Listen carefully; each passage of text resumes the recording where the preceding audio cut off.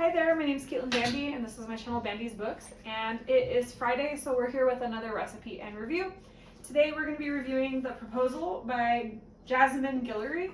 This is a book that is outside of my usual comfort zone in terms of reading. I'm not a big romance reader, and typically I tend to avoid serialized romances in particular, but in order to mix up my TBR a little bit, I have a month of really heavy reading, a lot of really deep and emotional books. I wanted to mix in a couple lighter, more enjoyable, fun type reads. And I've had this book, The Proposal, on my shelf for quite a while. My dear friend Anna, the sustainable reader over on Instagram, sent this to me in a care package a while back, and I've been saving it for the right time. So I jumped into it and I was pleasantly surprised. One of the things that I was pleasantly surprised about in this book was how much food comes up. And so I couldn't not do a recipe revolving around this book. The recipe we're going to be doing today is chicken enchiladas with a tomatillo sauce. This is something that comes up several times within this book. I'm going to read you one small quote. There's like a funny scene where they're making the tomatillo sauce for the enchiladas, but this is like a running theme throughout the book for a large section, and it moves the plot of the story forward significantly, so it's a very important part of this book. Chicken enchiladas are also one of my absolute favorite meals. They're a little bit of work because you have to make the filling, you have to make the sauce, and then you have to assemble the enchiladas. But don't you worry, the ones that I make are relatively easy, and we're gonna make a really nice, hearty, delicious meal while we talk about this book. So the summary of this book is that this follows a character named Nick. She has her boyfriend propose to her at a baseball game. It's completely unexpected. They've only been dating for like 5 or 6 months, and she's not even aware that he's that serious about her that he wants to get married. She turns him down, and it's very public, it's very embarrassing. And while she's turning him down, the media is swarming her, people are swarming her, and this guy named Carlos steps in and kind of saves her, pretends to be her friend, and saves her from the onslaught. And they go out for drinks afterwards, and she kind of feels like there's like a flirty vibe with him, and he kind of feels it too. They spend a little bit of time kind of mucking around, not sure if either of them is interested. Finally, they start kind of seeing each other, but both of them are a little bit commitment phobic and kind of trying to do the we're casual thing. One thing that was really great about this book was that it seemed like a pretty realistic plot for a romance. I loved that both of them seemed like real people that I could imagine talking to myself.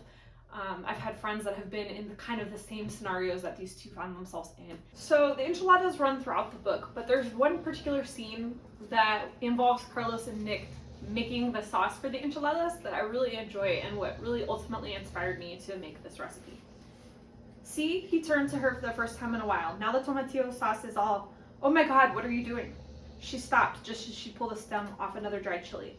What, isn't this what you told me to do? She had no idea why he was looking at her with that appalled look on his face. He crossed the kitchen and picked up a box that had been sitting next to the bag of chilies. Gloves, Nick. Holy shit, you've been touching all those chilies with your bare hands. Did I forget to tell you to put gloves on? Oh no. She had no idea what he was talking about. What do gloves have to do with anything? He took her by the waist and pulled her over to the sink. You're touching dried hot chilies and their seeds with your bare hands. Your fingers are going to be on fire soon. He turned on the water and handed her the bottle of dish soap. So we're going to skip a little bit more, and then I'm going to read it a little bit more to you.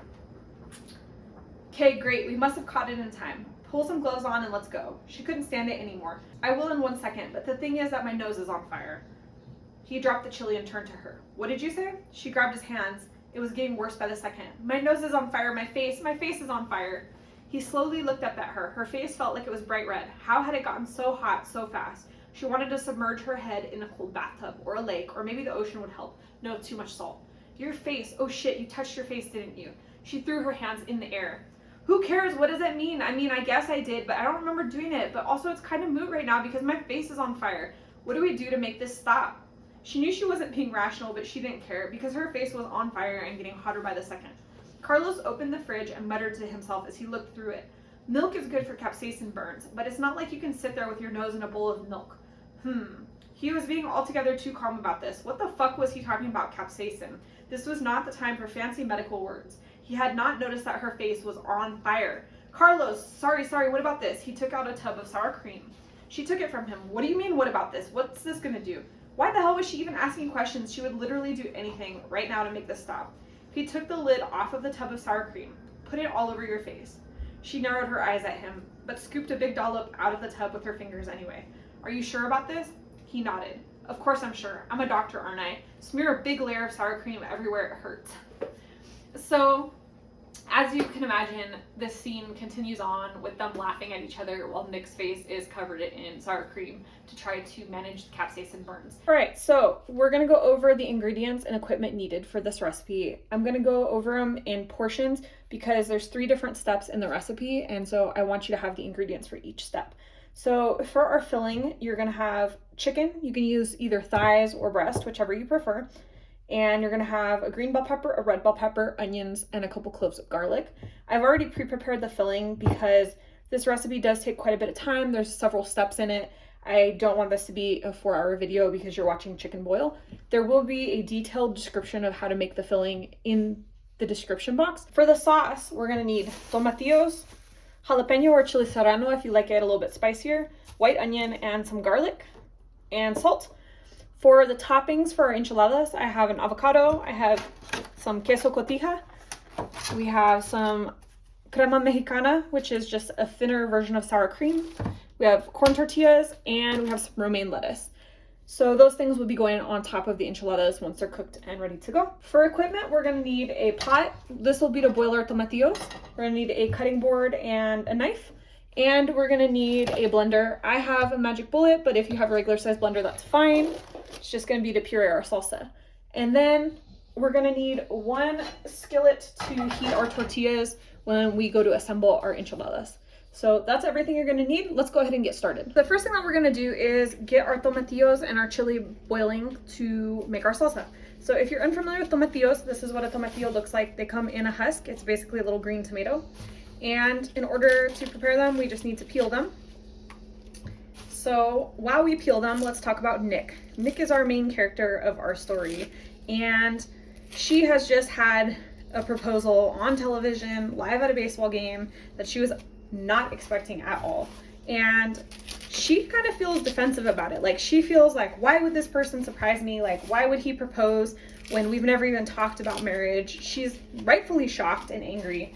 And she's also getting bullied. Like, everybody's basically making her out like she's some kind of heartless woman because she turned this guy down. You know, they're making her out to be cold and, you know, uncaring and unloving. And she doesn't feel that she's that way.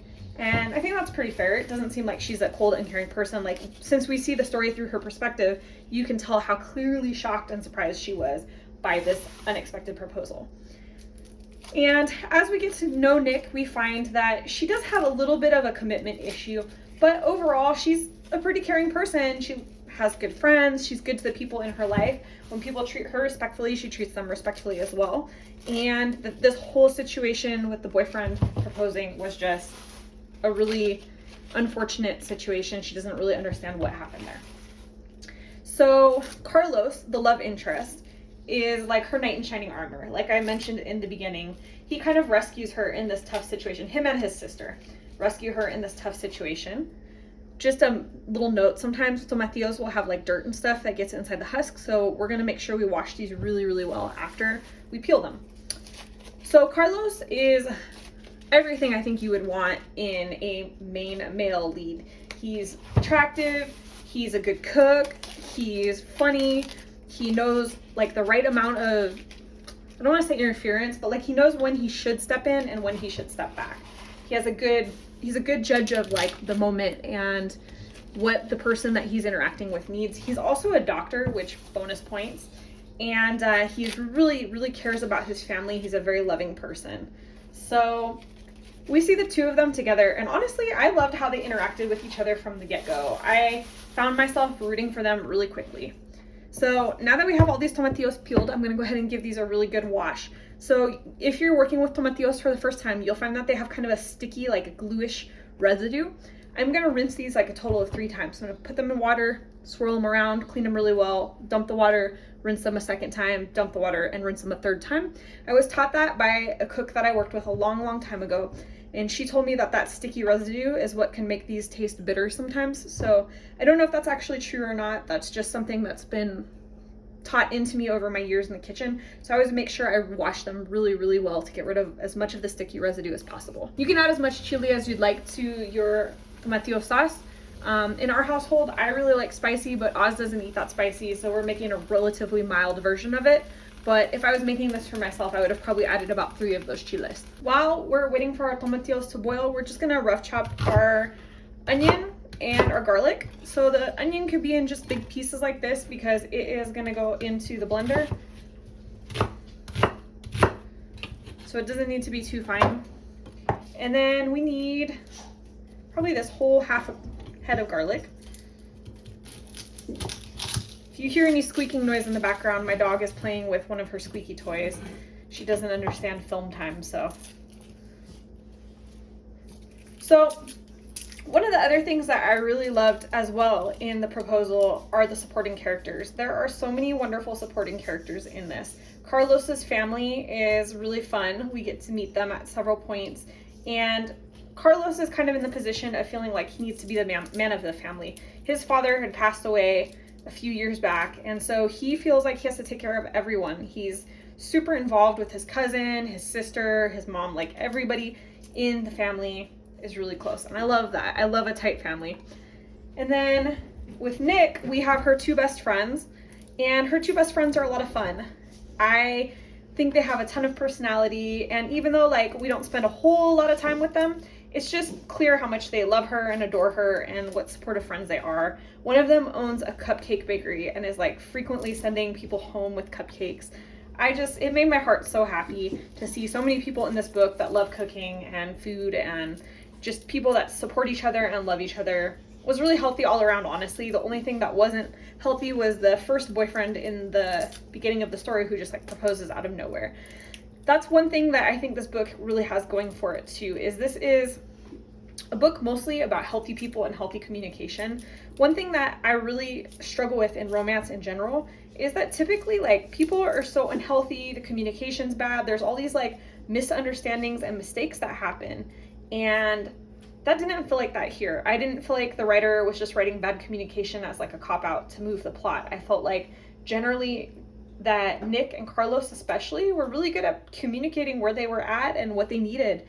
And when things changed, they, for the most part, did a good job of communicating that as well. And with their friends and the support they needed, and the family and the support they needed, like everybody communicated on a really healthy level. So that was just a really nice thing to see. So while we're waiting for our tomatillos to boil, I'm gonna go ahead and prep our toppings for our enchiladas.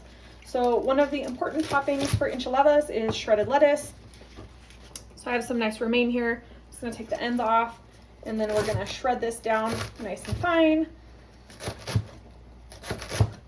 So one of the other things I enjoyed with this book is that Nick and Carlos have a really healthy sex life. Like they're enjoying their relationship, they're enjoying sex, but they're also very like consensual. Like it's really clear they're both into it. They both think about it. They discuss things that are on the same page. They know each other's boundaries. There's like, even like initially when they're being casual, like there's just never any disrespect, never anything that's like icky or makes you cringe. I really enjoyed the way that the relationship was written overall. So we're gonna put this into our strainer here and give it a good rinse and then let it dry. Make sure that you let it dry really well because nobody wants a soggy enchilada. So before we get started, I'm gonna talk to you just about the filling of the enchiladas. I've already pre-made it just because this is such a long video with all the different steps. I didn't want it to turn into an extra long video by just showing you how to boil chicken. So basically, to make our filling, you boil your chicken, whether it's thighs or breasts or whatever you're gonna use, and you just boil it with some onions and some garlic until it's tender, and then you just shred it with a fork.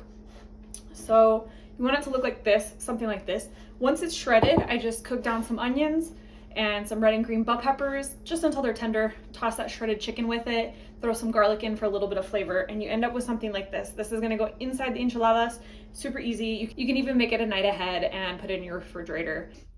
For equipment, we're gonna need a pot. This will be to boil our tomatillos. We're gonna need a cutting board and a knife. And we're gonna need a blender. I have a magic bullet, but if you have a regular size blender, that's fine. It's just gonna be to puree our salsa. And then we're gonna need 1 skillet to heat our tortillas when we go to assemble our enchiladas. So that's everything you're gonna need. Let's go ahead and get started. So as you heard in the passage that I read from the beginning, Nick gets invited over to Carlos's house to help him make enchiladas. And he's making beef enchiladas and chicken enchiladas. Like, this dude is all over doing a whole bunch of stuff. I personally only make one type at a time because it's a lot of work just doing that, let alone to make like 2 different types. But as she's seating the chiles, she accidentally rubs the chili oil in her face and her eyes and just sets everything on fire. And it's kind of like a humorous scene. She actually ends up smearing sour cream all over her face to try to take the burn away, thinking, you know, that like Dario will cut down on the fieriness. And it's kind of a point of laughter between them. And then shortly after that, Carlos's cousin, who is suffering from some pregnancy-related health issues, goes to the hospital and is told that she's going to have a cesarean section and deliver early. So Carlos freaks out, runs to the hospital, and he's there. He mentions that he's hungry. So Nick, trying to be thoughtful, thinks, oh, I should just bring the enchiladas to his family while they're at the hospital waiting.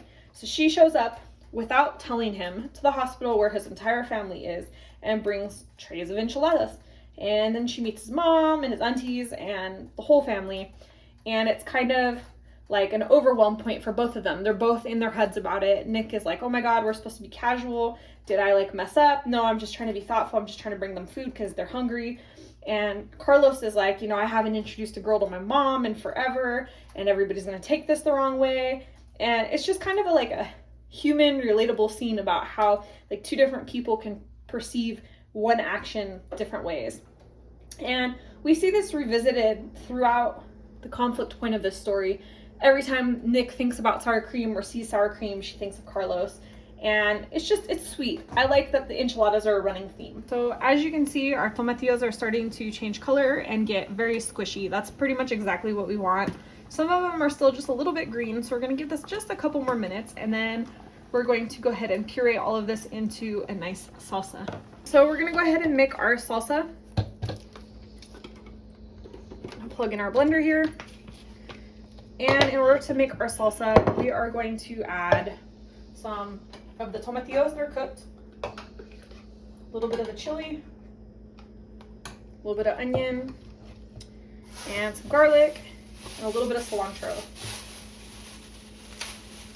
And we're going to just blend all that until it's smooth.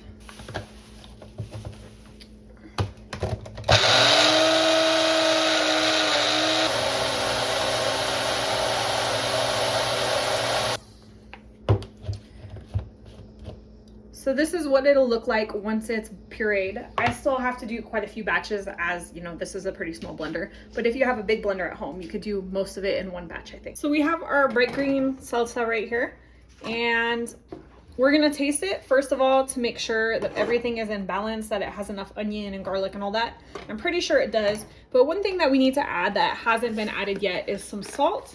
So we're gonna add about a tablespoon of salt to this. I don't want to make it like crazy salty, but definitely want it to be flavorful.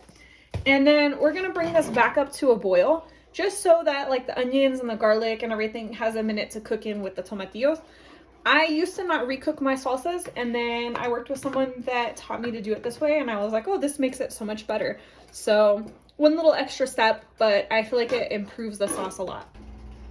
Okay, so we have our chicken nice and hot, our sauce cooked. It's time to assemble the enchiladas. So I am gonna mix in some of our sauce just to wet down our chicken just a little bit.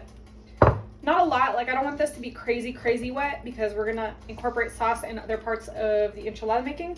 I just like to make sure that our sauce, which you know is so delicious, is mixed all over everything a little bit. So we have our cast iron skillet nice and hot. I'm gonna throw in a couple tortillas to heat. We're not gonna heat these until they're crispy. We're just gonna heat them until they're like soft enough that you can roll them without breaking. I know a lot of people like to dip their tortillas in like some sort of oil and then do this. I don't mind them done that way. I actually think they taste great, but I am trying to not eat so much like oils and stuff in my life. So I'm just gonna hit them in a cast iron real quick to loosen them up. And be careful with your hands during this process. Our sauce is hot, our pan is hot. I realize that I have cook's hands, so I can literally like put my hand in this pan and it doesn't bother me. But I know that not everyone has pans that tolerate heat that well, so please be careful. So first thing we're gonna do is dip our enchiladas in the sauce. That didn't work out that well. So the first thing we're gonna do is take one of our warmed up tortillas and we're just gonna dip it in the sauce a little bit, throw it on our cutting board here, and then we're gonna get some of our chicken filling, just about that much. You don't wanna do too much because if you overstuff it, then they break. And just gonna give it a roll and onto our plate. So I think I want 3 of these. Oz will probably eat 4 or so. Again, careful if sauce is hot.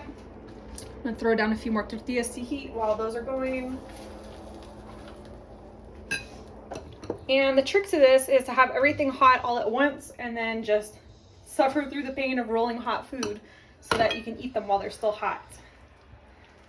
Okay, there's my 3. Let those heat up for Oz just a little bit more. All right, so we have our enchiladas rolled, so let me show you how to top this off. We're gonna go ahead and spoon just a little bit extra sauce on top so that these are not dry enchiladas. Made a large portion of sauce for a reason. Don't be shy with it. Okay, so we're gonna add some queso cotija. I like to be very generous with it. You can adjust to your taste preference. We're gonna put some lettuce.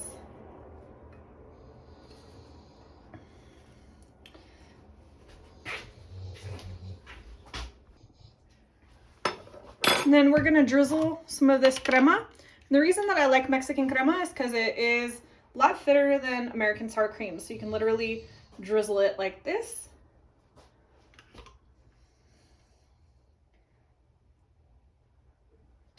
And the last thing that we're gonna add is some sliced avocados. Maybe not the most traditional thing, but I really enjoy a little bit of avocado on my enchiladas. Don't have to put it if you don't want, but I think it adds nicely.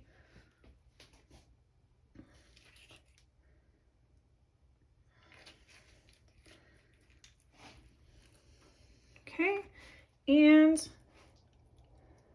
there are our plates of enchiladas.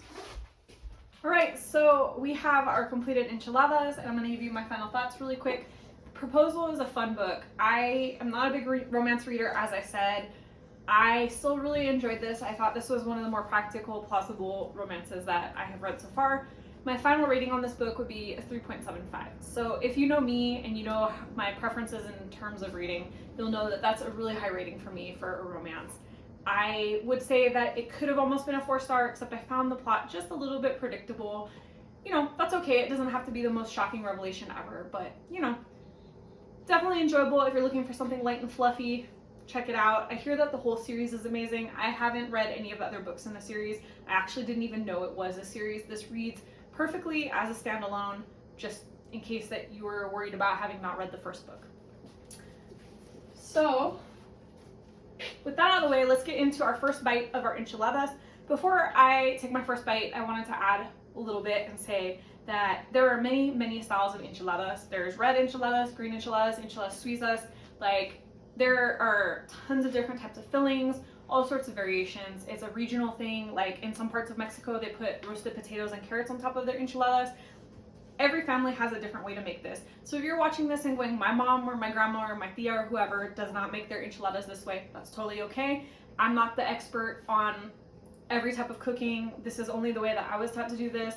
This was the way that I like to do it, you know, at home, the most practical way for me to do it. So just know that there's a variety of enchiladas out there, and this is not the only way nor the correct way, just my way. So let's go ahead and get a bite of these enchiladas and see how they came out.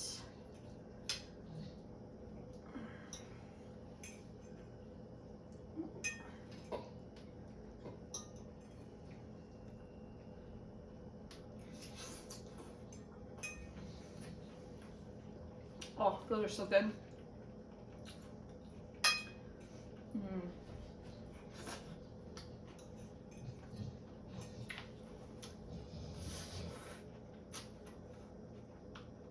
That's what's up. I learned how to make these when I was about 20 years old, and I've been making them for a good almost 15 years at this point, and I never get tired of them. This is one of those things that always feels like a lot of work when I'm getting started, but it's so worth the effort when it's done. I could probably eat this all week long. So that's that for this recipe and review. If you enjoyed it, hit the thumbs up. Alright. Let's see how this is.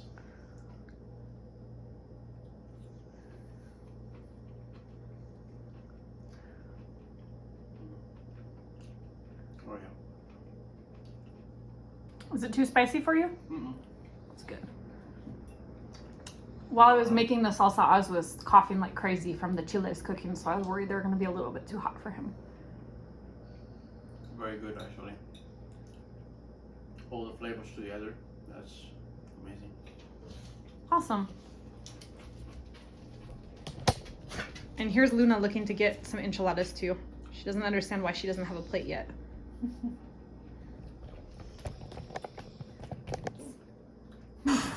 Yeah, that didn't show. There you have it, boyfriend approved.